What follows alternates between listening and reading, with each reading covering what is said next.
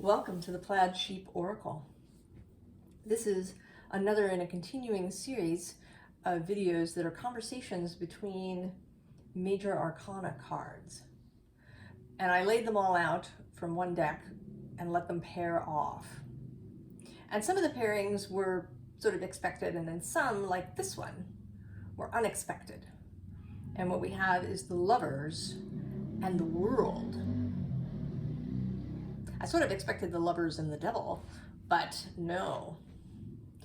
And it's interesting how it's showing up. So the Lovers, and the two rows of the Lovers is showing us kind of the two primary meanings of the Lovers card. And the first one is about choice. So choosing, in a more in some of the older tarot decks, you see there's a man and two women, and the idea is that he's choosing between these two people. So how do we make choices? How do you make choices in your life? And what's so interesting is that we start with this frog.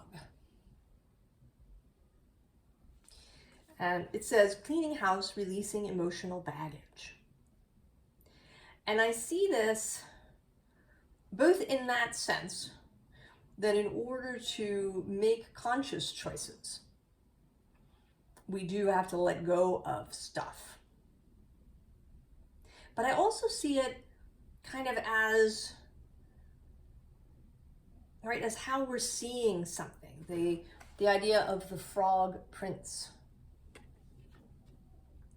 How we evaluate choices. Do we judge solely on surface appearance of something? Or do we go deeper? Do we allow ourselves to feel into it? So that's one aspect. Underneath is the stag with leadership and pride.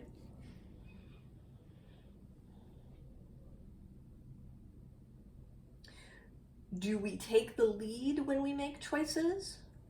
Or do we kind of allow stuff to happen around us? Do we choose? I mean, anything, of course, is a choice. If you make no choice, it's still a choice.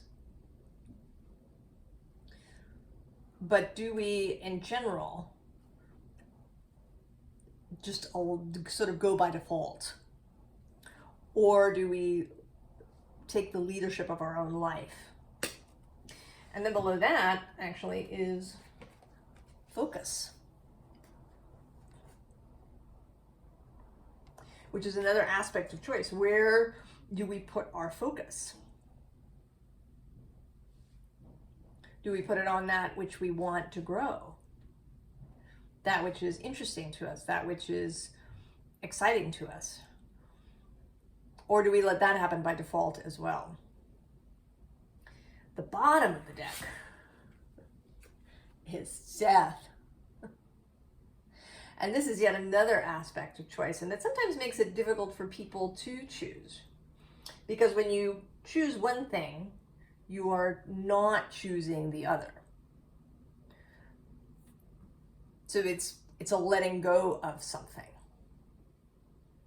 As death can be, you are allowing something, the choice that you don't take, to die.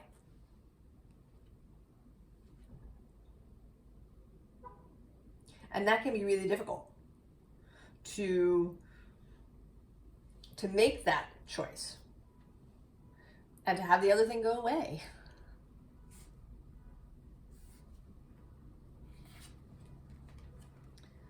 So the horse.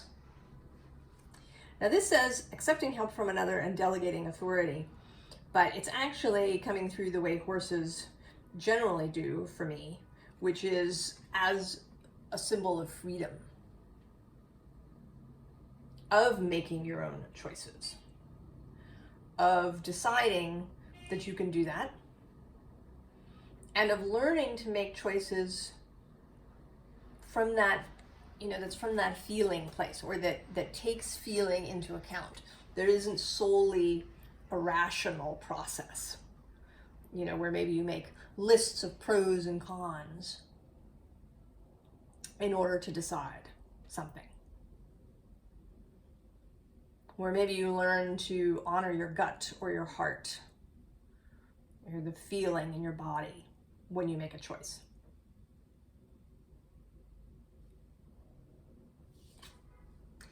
And that takes away some of the burden.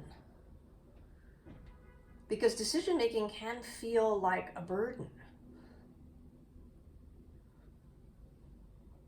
When you come into adulthood,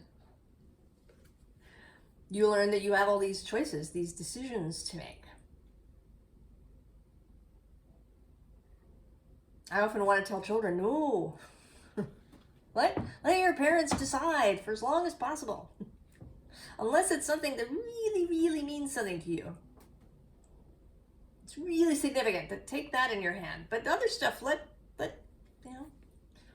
soon enough, you will have to make all the decisions in your own life.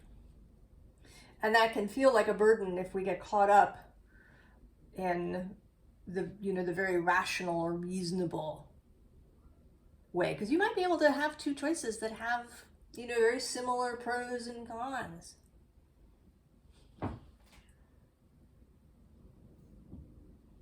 Or you could be somebody who always tries to get the maximum out of something, which is the best of these things. If I'm,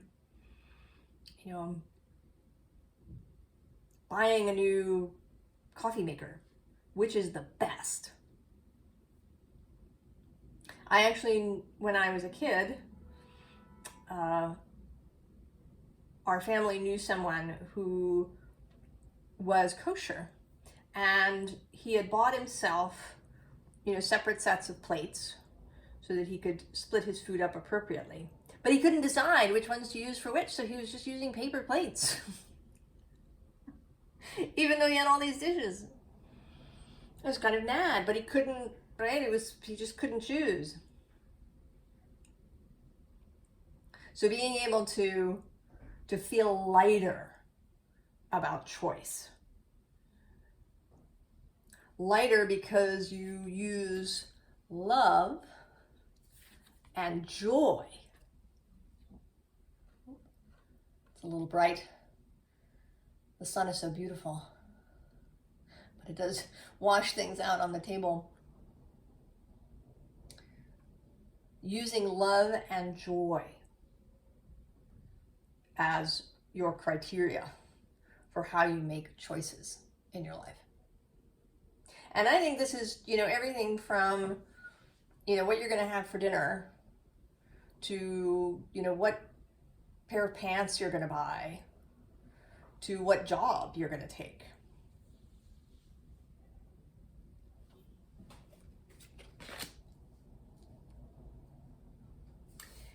The second meaning for the Lover's card is one of union. The Hieros Gamos, the sacred marriage, the union of opposites.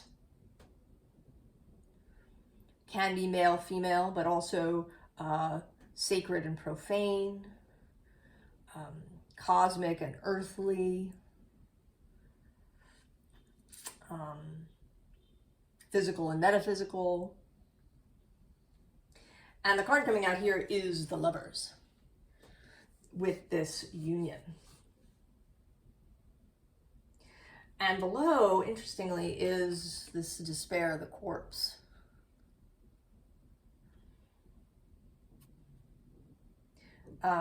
There is a sense of endings here through this reading, as one might expect, because of the world being here as the partner in this conversation. Noting that from endings come new beginnings. Making the choice and creating the union. Now, the bottom of this deck shows us The King of Wands is showing up with leadership again. So choosing how to combine things in your life. How to not, be solely in one space. And that, right, it comes out of this choices to not be solely in the rational left brain mind, the one that breaks things down into pieces. Right? That's the real difference between the kinds of mind. That we either break things down into pieces for, fine analysis, or we see the whole. And to be able to put those things together. When we make choices, and in general in life, in order for us to have manifestation.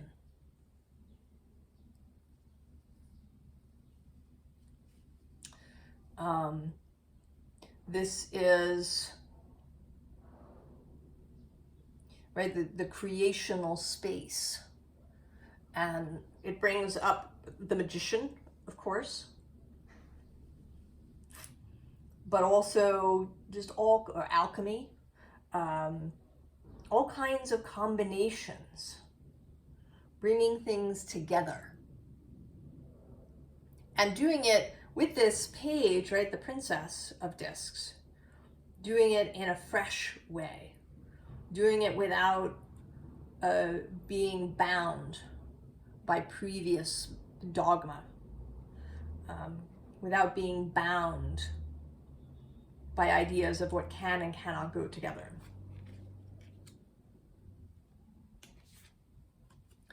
And then the Seven of Swords, getting clarity in our own mind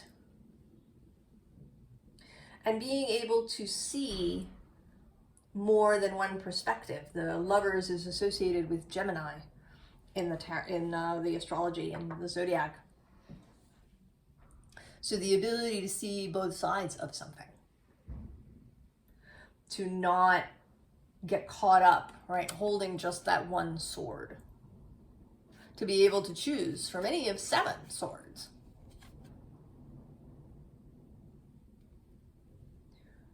When bringing things together.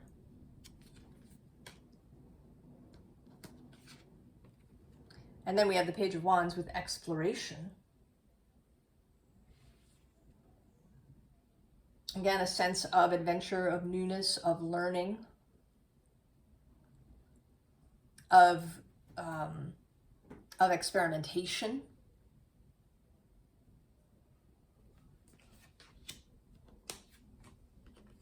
And then the Four of Wands.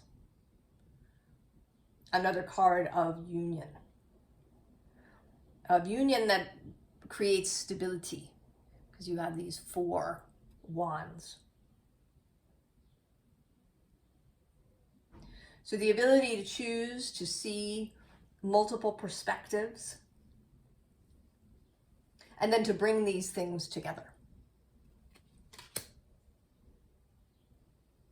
So that is the Lovers. Now the Chariot is, interestingly, a little more complex. The Chariot, did I say the Chariot? I didn't mean the World. The Chariot is here on the table. And I was thinking about how it relates to the world. And this world in particular, which is a very airy feeling world, actually. And I think it was this World card that is the reason that this deck came out more than the Lovers. Because the Lovers is sort of standard, I guess. I mean, it's a beautiful image. I like it a lot. But this World is a little bit different. It has this sense of light, of air energy. The World is associated with the earth element and with the planet Saturn. Usually in depictions, you have the figure at the center and then the 4 fixed zodiac signs. sit around. And there is a sense of, right, of solidity, of, you know, kind of coming to a stop. The world is seen as the end of the cycle. It's the last card in the major arcana. But there's something here today about the world being a much more dynamic energy than that. I think that when I am finished with this series, I may not see some of these major arcana in the same way ever again. So we start here with the King of Swords, but we also have the Hierophant, the King of Cups. Then there is this Five of Pentacles, and right behind it is the King of Wands. So we actually have here with these four, all four of the fixed signs by association: Aquarius, Taurus, Scorpio, and Leo. So they've actually shown up here. And then we have the card that comes before the World, Judgment.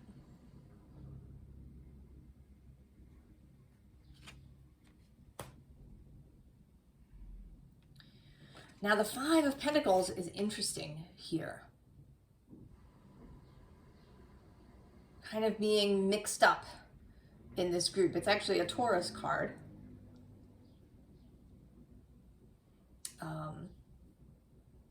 Which is a fixed sign.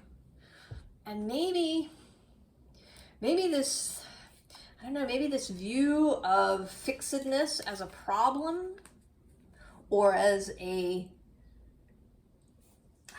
continued state, this tendency to get stuck when we come to rest, this sense of inertia, comes somehow out of a feeling of lack.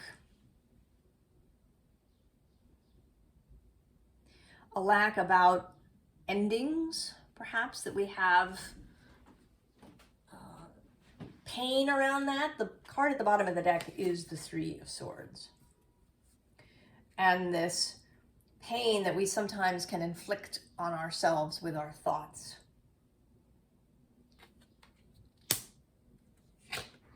Oh yeah, see the Five of Wands next to that on the bottom. Oh, and then the Moon, yeah. So uncertainty, pain, conflict.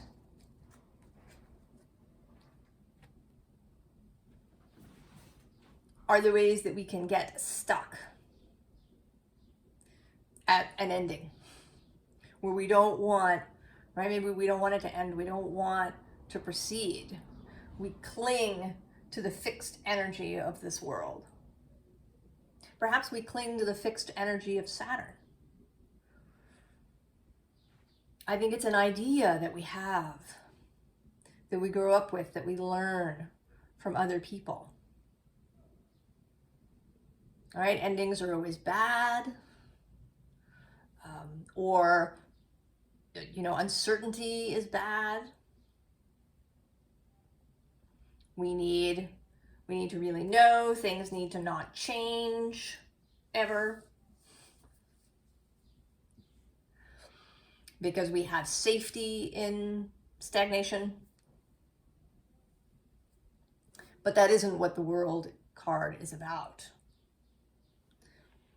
And so we have the Six of Swords, the change of mind, and the first movement.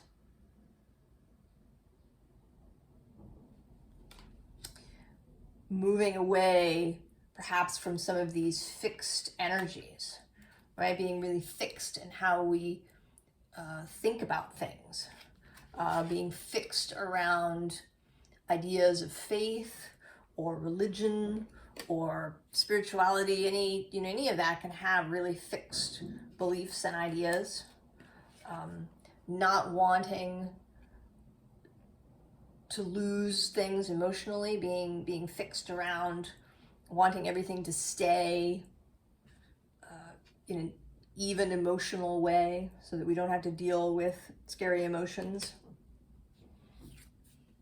you know, and then maybe fixed ideas around, you know, how to act. What does it mean to act in the world? How and when should we do it? So all of this fixedness, and then we're gonna, right, we'll take our first steps away. And we're here, and it is our wider selves, our souls, that want to ferry us, and also the spirit of the world card here to move us initially.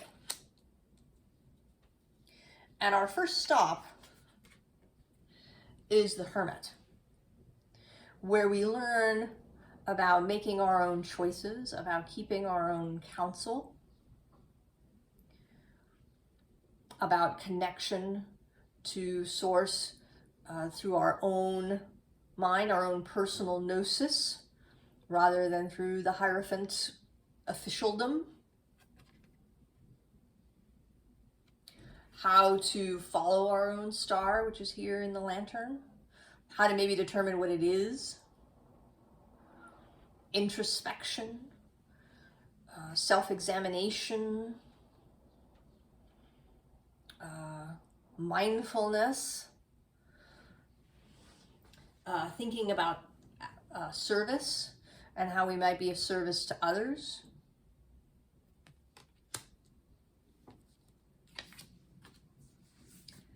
Next up, the Eight of Pentacles. Working on it all.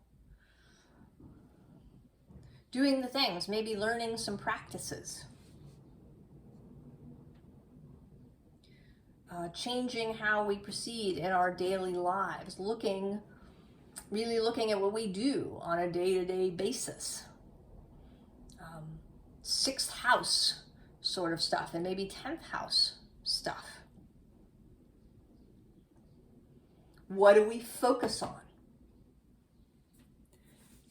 during the day? Where do we put our energy?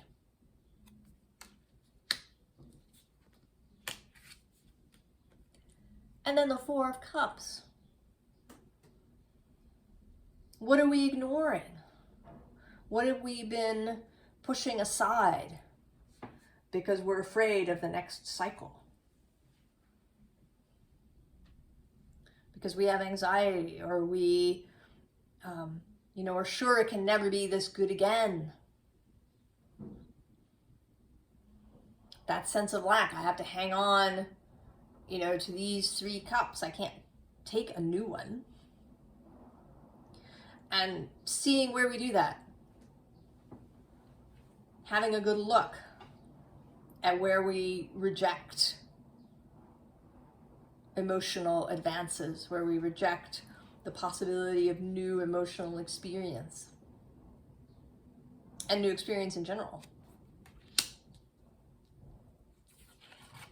And then there's the Chariot.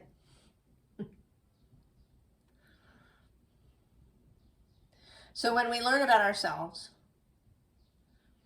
and have a good look at how we're proceeding, then we can be in charge, right? Here, someone else is in charge of this vehicle and taking us across. But here, we are the charioteer. And we can take this much more dynamic view of the world. The world definitely is cyclical. I mean, she has this flower of life, sacred geometry behind her. There's this sense of energy and movement, sense of cosmic cycles. And then the Magician does show up.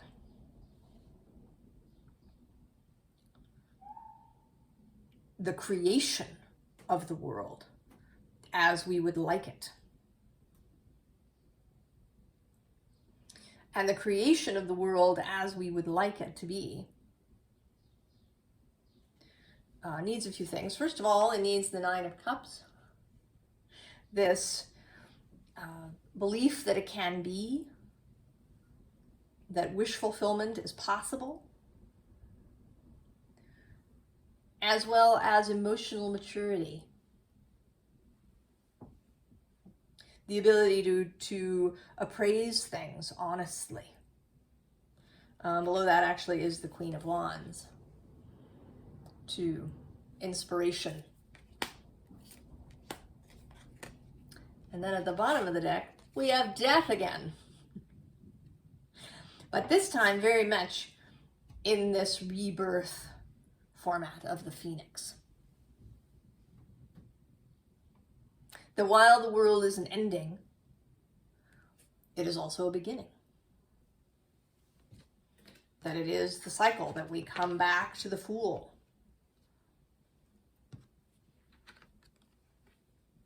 And then the Four of Cups for the second time. But here it's showing up more as dreaming, right? As taking the time to dream, taking the time to really think about what we want, what we really want to create, and taking your time, not letting anybody rush you in this process. You're not on a time clock in this process. And also you're kind of never done. You return in this cycle to this dreaming space. So then the Queen of Pentacles, taking things in her hands, receiving, but also creating. I mean, the sort of feminine yin energy is often thought of as receiving, but there is a lot of action in that creation that actually happens. When a baby is gestating in the womb, there is a receptive nature to that, but there is also a lot of action going on. You know, cells being created, coming together to form organs, and all of these things. All sorts of activity is going on in the womb. So there is an active principle to this. And we see that here with the Emperor who comes next.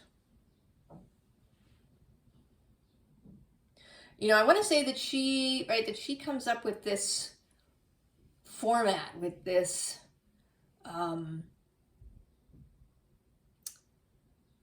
it's more than a seed, but with this kind of initial thing, initial creation. And then the Emperor takes over and we get more action. You know, we start to maybe involve other people. We do begin to delegate. We, we form groups. We manage this new creation, this new world, this new life. We lead.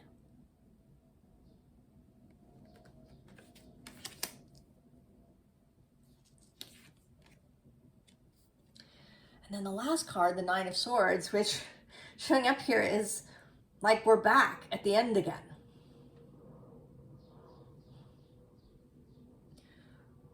All right, the cycle continues, but that it is very mobile and very active. This is not a passive energy. It's not stagnant. That the world is really a dynamic card. Although I have normally not really thought of it in that way. Perhaps you have, and this is just a confirmation for you. So now the two decks, or the two arcana together. We have the Path, And this feels, very much here like life. That life is filled with choices, with relationships, right? With unions of various kinds. And then with cycles, that things end, things begin. Sometimes these things are interwoven with one another. Sometimes there's a very definite line between one thing ending and another beginning. Below that is the Three of Wands with this looking outward, a sense of optimism, of a creational, inspired energy. Then we have permission. So the permission to really revel in these energies, to not see choice as a burden, but as fun. Maybe finding really creative ways to make choices. Having fun with it.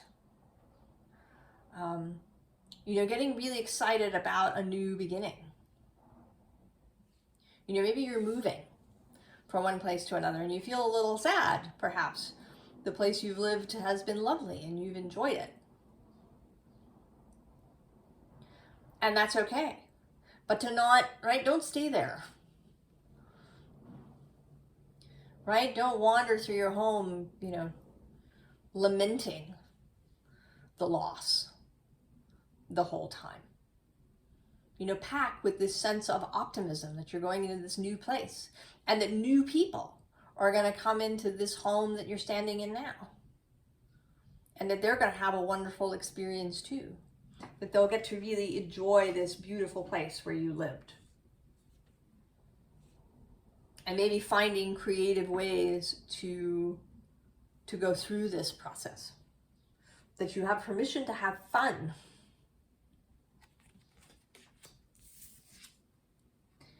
And then the Queen of Cups, feeling your way. That all of this, the choosing, the joining, the learning about yourself, learning to let things go, learning to lead in your own life, that all of these things are made easier when you learn to feel your feelings. Just to know how you feel. And then I was a different person then. Allowing the change, allowing yourself to change. To choose to change. To choose to stay changed rather than flipping back.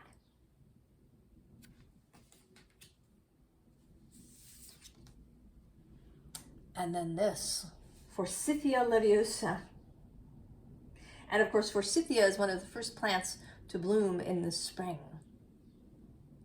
So this sense of joy, of lightness, of rising, and of the spring. Right? This feels, even the colors are sort of similar in these two cards. That the world is not meant to be a heavyweight kind of card, right? Like this thudding of an end to something. That it is a dynamic energy. So what is the advice? First of all, we have a repetition of the Queen of Cups. Feel your way. Feel your way. And in this deck particularly, talk to your wider self. Talk to Source. Talk to your fellowship and your guides. Right below that, we have the Tower. So allow things to change. Allow the lightning to strike and then choose. And we actually have the King of Swords reappearing. This time in a much lighter way. He's a little more zen than this King of Swords. Right, he's got owls and falcons, and or rather crows and bats and all kinds of sources of information.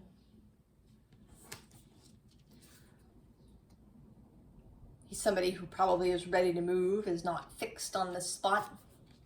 And then we get the Hierophant again. And I love this Hierophant because he looks like he's seen the joke.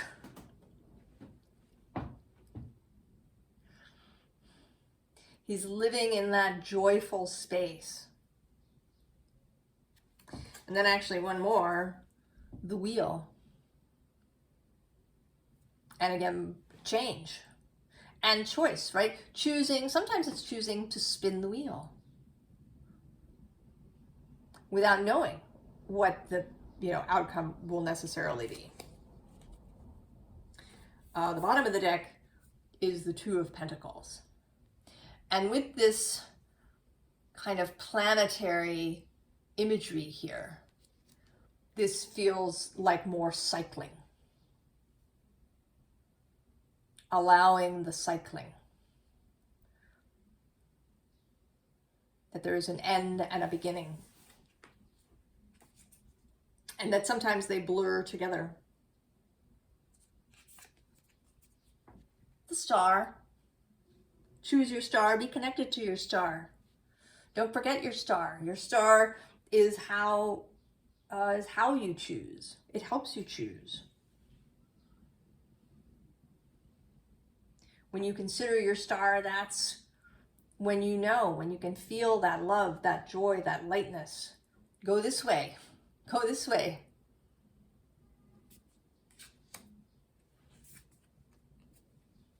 Ace of Pentacles, the Seed.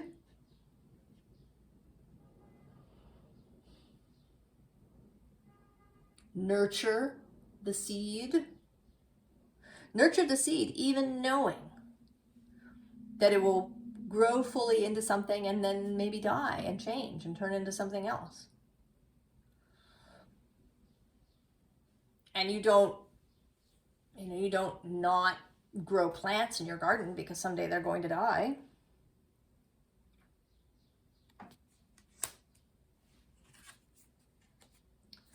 The Knight of Wands. Have fun. Get excited. Be aroused, be passionate about your choices and about any new beginning that's coming towards you. And then interestingly, the Four of Cups returns. Choose. Choose the rainbow. Right? This is another, right? This rainbow connection.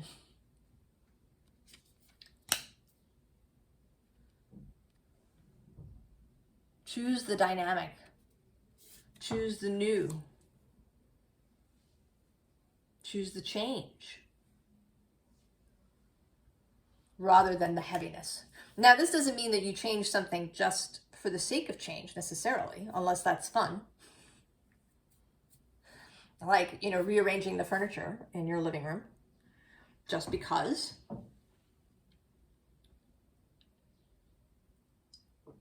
But you don't have to. But when there is when this rainbow is shooting past you, right, calling you to the rainbow, calling you to joy, calling you to love.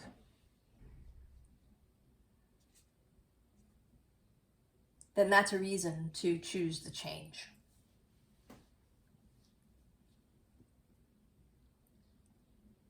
There we are. Choices and unions and cycles. I hope that this was helpful, interesting, thought-provoking. I wish you the very, very best, and I will see you next time. So long.